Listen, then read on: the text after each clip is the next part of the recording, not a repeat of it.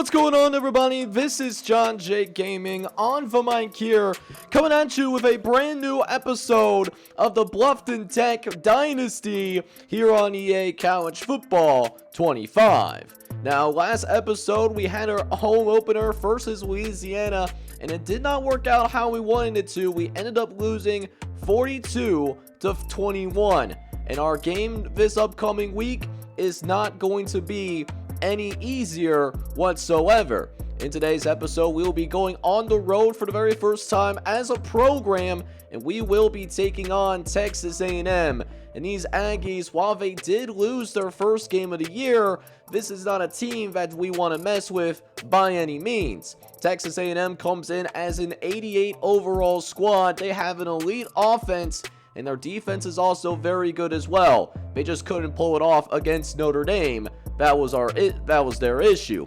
But now they get little Bluffton Tech coming in. They're trying to get that bye game. We're going to do our best to play spoiler, but I'm going to be honest with you. We are going to have to play a perfect game if we are going to have a chance to beat Texas A&M. And to have that perfect game, we got to get this ball out quickly, because DJ Hicks, he's certainly going to be someone that could cause problems for our squad. He has 90 strength. He's got 88 block shedding as well. So we are not going to have much time to get rid of this football whatsoever. So we got to play Bluffton Tech football if we want to have any shot to win this thing. But I'm excited for the challenge here. I'm excited for the opportunity to take on this Texas A&M squad. Let's see how we handle ourselves in today's episode, and I hope you guys are excited for it. With that being said, if you're excited as I am, make sure you go ahead, smack that like button, hit that subscribe button as well. If you do have to be brand new to the channel, let's go ahead and head over to Kyle Field for today's matchup. Kyle Field, home to the Texas A&M Aggies, the Corps Cadets, the world-famous 12th man, Lady Reveille. After early indication, a whole throng of Aggies ready to make some noise. We got a terrific matchup for you today, rich in pageantry and tradition, and it ought to be a fantastic clash. As we'll see a squad from the back, a crew looking to make a statement, taking on a team from the SEC, the Texas A&M Aggies. For EA Sports College Football, Reese Davis with you alongside David Pollock and Jesse Palmer, and guys, can't wait to get this one started. Alright boys, so we'll go ahead and pick things up here about midway through the first quarter. As you know, both possessions that we had, we ended up like playing away. It was 3 and out, so nothing too crazy happening here. Key here is trying to hold it down against Ruben Owens.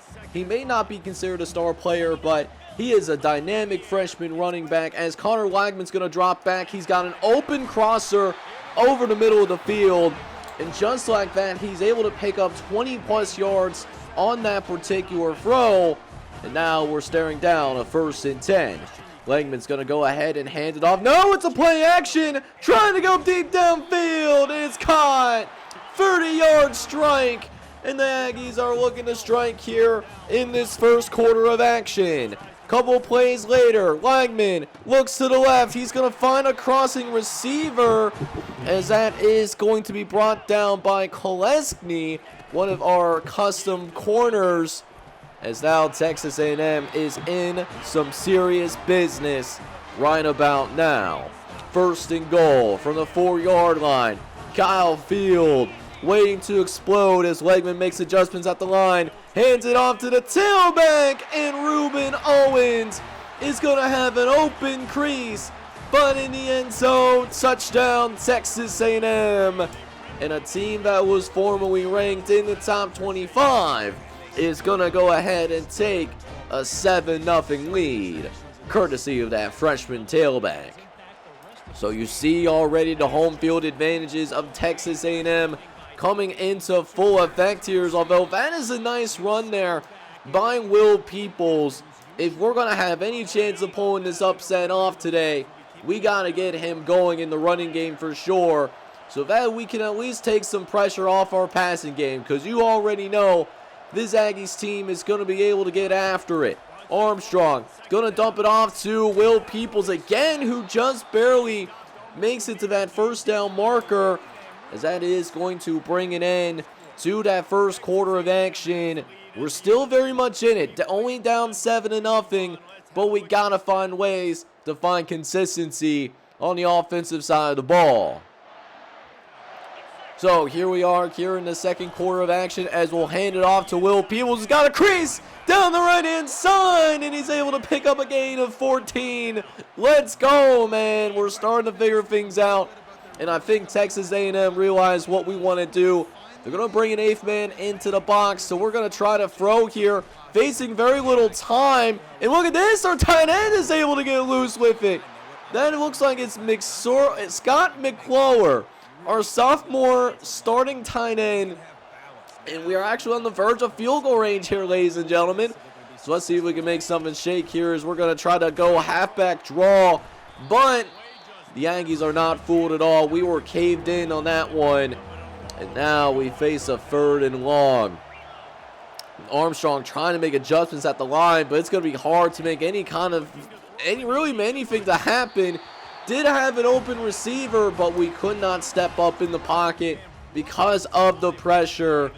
And once again, we did have to punt away. We were outside of field goal range, which definitely bummed me out, but that was a good drive. That was a good drive there for sure, as Nash Berthe was there to make the tackle on that particular play. So now, 3rd and 7 coming up as Connor Legman looks to throw right down the field, and it's going to be a first down for the Aggies. Connor Legman able to get down the sideline.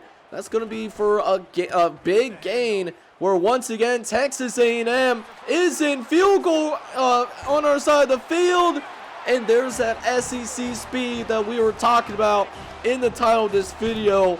Ruben Owens, he may just be a freshman. He might have just experienced prom a few months ago. But make no mistake here, guys. He's a certified bad man. He started in an SEC school as a freshman. He's doing that for a reason, and we found out why quickly.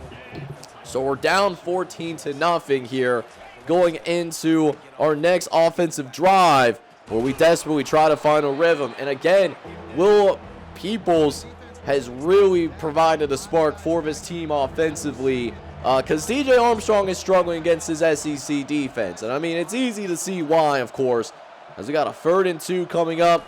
Going to try to set up the play action. We're going to go to the left-hand side, and look at this. We got Chris Gentry able to come down with it. What a throw. And that will continue our drive for the time being. We'll see if we can keep it going as we'll continue to ride Will Peoples. That will take us across the 2-minute warning. And we still got a couple of timeouts that we could use. So, big moment for our team here in the first half.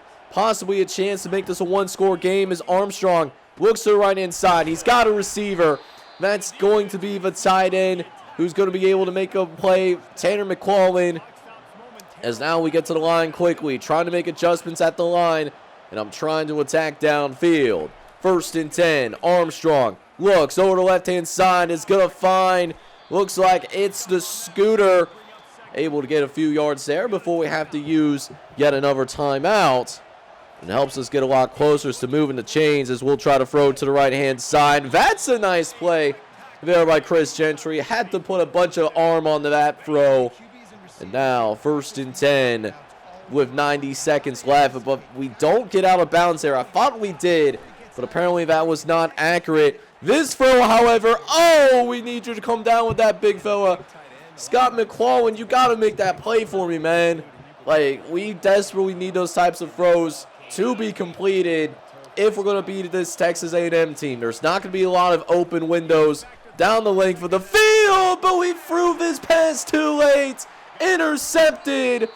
Will Peoples is at least able to get him out of bounds. Oh, we had such rhythm offensively, and just in the blink of an eye, the drive is going to be over, dude. Like, what are we actually doing right now? That's crazy. Dalton Brooks is going to pick us off, and now Texas A&M comes out onto the field for its 2-minute drill. They have all of their timeouts remaining as Connor's going to go downfield quickly, trying to test Xavier Wilson. But Xavier Wilson is going to have none of it. So instead, it's going to be a 2nd and 10 coming up. As now, Connor Legman's in the gun. It's going to drop back to pass. Going to try to get across the middle of the field. He's got an open receiver. He's going to be able to pick up a first down and then some. But it's going to take Connor Wegman over 100 yards on the afternoon. And looking to build upon it as well. 1st and 10 for the Aggies. As Wegman will look to throw once again. Looking over the middle. That's going to be caught. And we're going to have a broken tackle or two. Finally able to get him down, but not the drive that we've wanted defensively, especially after giving up the interception as well. But this will help, but no! Don't let this be what I think it's going to be. Oh, it's going to be a face mask. Xavier, buddy, you didn't need to do that. It's going to be an automatic first down. And they get like halfway down to the goal line where Texas A&M is going to call the halfback screen here. Able to bring him down with a gang of Muskrat defenders. Well, on a 3rd and short, though, they're going to be looking to pound it in there. And Reuben Owens, is he going to get there? The ball's on the ground, but we can't recover. Oh, we had a fumble there. We had the fumble there, but one of the offensive linemen is going to fall on the ball. Basantis, one of the offensive tackles, is going to be awarded a touchdown because of it. Nice hit stick there, but unfortunately, it's not going to be, we just didn't have good luck there. It happens to the best of us. So we're going to be down 21-0 here at the half. Definitely there's some moments that were good, mostly bad in that half, but that's what to be expected when you go on the road as an SEC team. And for them, this is essentially a bye game. We're like an FCS squad to them, and that's reflected on the level of talent on our roster, but that doesn't mean that we can't get big plays every once in a while, and we certainly got one from our tight end. That's McClellan, able to get loose there, and so we now have a fresh set of downs. 1st and 10 as we run with Will Peoples, but he can't get out anywhere. He's going to be stuffed by Shamir Stewart. He's going to make it 3rd and 14 as we're going to just try to run this little screen here to try to, get some blocking and get forward upfield, but nowhere to go for Scooter Page, and that's going to end our drive quickly. We did have to punt that ball away. As now 2nd and 10 coming up for Texas A&M. They'll take over, looking to rebuild on the success that they've had in the first half, and they'll start with a first down catch for Noah Rogers, I believe was his name. So late in the 3rd quarter, going to look over to the left-hand side. That's going to be completed over by the sideline there. Moose Muhammad III, that is quite the name, I should say. Able to get the 10 toes down. That would have been a catch at the NFL level as well. So now approaching midfield as they're going to fake us out on the play fake. They had us open. I don't know how that receiver does not realize. How has he not come down with that pass? It might have been a tad underthrown. I don't know, but that was certainly catchable. We caught a break there big time. Got to be more careful moving forward. And that's the thing. We know that we don't have a lot of talent defensively. We got pieces. But, for us, we got to have that bend, don't break it mentality. Almost gave up our biggest play of the season thus far, as that's going to take us through the end of the 3rd quarter. So, we'll go ahead and get started here with the 4th quarter of action. Played even with Texas A&M, but our deficit is no shorter, as Texas A&M is going to try to run it on 3rd down. And they are going to trot out Jared Sinkle for this field goal attempt. This won't be an easy one to make. 52 yards. Won't be a fun field goal to make at all. But he's going to lace this right down the middle. Absolute ice in his veins there. As Texas A&M is going to take the points. They're going to be up 24-0. So big time drive here needed for Bluffton Tech. At the very least, man, I just don't want to be shut out. If we can avoid being shut out, on the road here at Texas A&M, I would be so happy with that prospect. As we're going to get a nice little catch here by McClellan here. That's a grown man catch. That is absolutely a grown man catch there. It's going to keep the drive going. Let's see if we can keep it going here on 2nd and 13. Trying to go back to that side again. This time Texas A&M does break it up. It's now 3rd and 13. Gonna try to get him going here with the screen, as we're gonna try to get Will Peoples out there, and oh, we had him in open space.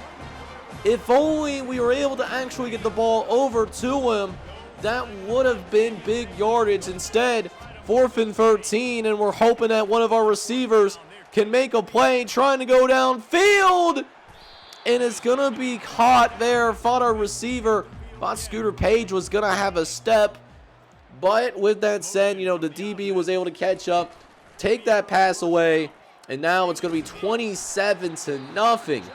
That's now going to be your score, because we did at least force a 3 and out, but I mean, they were already in field goal range. Their kickers got a boot. So 4:23 left here in this ball game, as DJ Armstrong just trying to get anything going with this offense. And while we're able to make some completions here or there, you know, just haven't been able to put together a complete drive per se. We'll see if that changes here as 3rd and 2. We try to set up the screen. This time we're able to get it out to Will Peoples, and Will Peoples is going to be able to do just enough to pick up that 1st down. So now 1st and 10 coming here for the Bluffton Tech Muskrats, as Armstrong's going to drop back, looks over the middle of the field, is going to find George Foreman again, nearly picking up the 1st down on that throw. And DJ has been efficient today, 22 for 32, 160 yards, but we just haven't been able to have those explosive plays, and that's been a problem for us as a team. Just the lack of explosive plays here through these first couple of games of the season. And let's see if we can get an explosive one here. DJ gonna set up in the pocket, gonna try to throw to right hand side once. Chris Gentry, who comes down with it. That takes us to the 2-minute warning, and Bluffton Tech is on a drive. Armstrong looking to throw to the right hand side, and that's another contested catch for George Foreman, who's gonna hang on to that one. As now 1st and 10 outside the red zone. Armstrong looking. He's going to try to get it to the tailback, Will Peoples, who hangs on to it. And Will Peoples is able to get us closer to the 1st down marker. In less than 2 minutes left here in this game. We just simply want to score. Will trying to set up the screen, and Will drops it. Oh, we had another 1st down there at the very least. But instead, it's going to be 3rd and 4. Trying to see if we can win on one of these interior routes. Armstrong looks, gonna try to get it out to Will Peoples, but it's gonna be just short of the sticks. And listen, at this point, it's 4th and 1. We gotta see if we can will ourselves in here. 4th down, trying to get it in here, and look at this push by our offensive line. Able to work hard in the trenches, able to keep the drive going here, but we got to move quickly, though. Armstrong looks over the middle. It's intercepted. Wanted to win on the slant pattern, and it looks like the route just ends up being ran for us instead. And yeah, that's probably going to do it here, guys. We will drop, well, we'll likely drop our 2nd game. But I did end up calling timeouts in a way to where I just want to try to get some extra offensive reps for us. We just made DJ Armstrong's stats worse, right? Trying to get it to Chris Gentry there, who was loaded up in the slots. And, yeah, we found out real quick this Texas A&M defense, they came to play. And hopefully it doesn't shatter our confidence too much, because honestly, in the 2nd half, defensively, we played phenomenal in the 2nd half. But it's impossible to win any game at any level if we can't score, and unfortunately, that's exactly what happened to us here today. We're 0-2. So all things considered, I actually thought we played a better game, at least defensively. Yes, we did not score at all, and getting shut out was not good at all. But what I will say is we turned the ball over less than what we did in the game against Louisiana, so, you know, we are getting a little bit better from that aspect. And then defensively as well, in the 2nd half, we didn't allow Texas A&M to get into the end zone in the 2nd half. So that's a win for me. Yes, we got to figure out how to get some plays on offense. We got to figure out how to be more explosive and put together consistent drives, because we had good plays in this game, but we couldn't do anything with them. Now, BJ Armstrong did struggle yet again, 27 for 40 for 212 yards. He threw 3 interceptions, though. It just goes to show we got to get those bigger plays downfield so maybe we can put some less pressure on our quarterback. And we tried our best to get Will Peoples going today, but again, the game script didn't really value like in his direction. And even when he had the ball, he had a difficult time finding any running room against Texas A&M, averaging 2.5 yards a carry. For the receivers, Chris Gentry actually had a good day today. 8 catches, 77 yards. I can't even be mad at it. Will Peoples Jr. caught some balls as well. No Diddy. Javion Foreman had a decent game. And then Scott McClellar, our sophomore tight end, he actually got some good yards as well. Some decent yards after the catch. Surprisingly, our offensive line held up a lot better this time around. We did only allow 1 sack. And then defensively, we allowed 27, which usually isn't great. But that's better than what we did last week against Louisiana, and that was a lesser team. So, like I said, we're starting to get better. Nash Burtay led the team in tackles today with 11 tackles. Porter Lindstrid wasn't too far behind with 8. We also managed to get a couple of sacks with Xavier Wilson and Tajay Coles as well. And while we didn't force any turnovers, Porter Lindstrid did have a forced fumble. Unfortunately, there just wasn't that great luck for us, and an offensive lineman ended up recovering it for the end zone. So, didn't have the best luck there.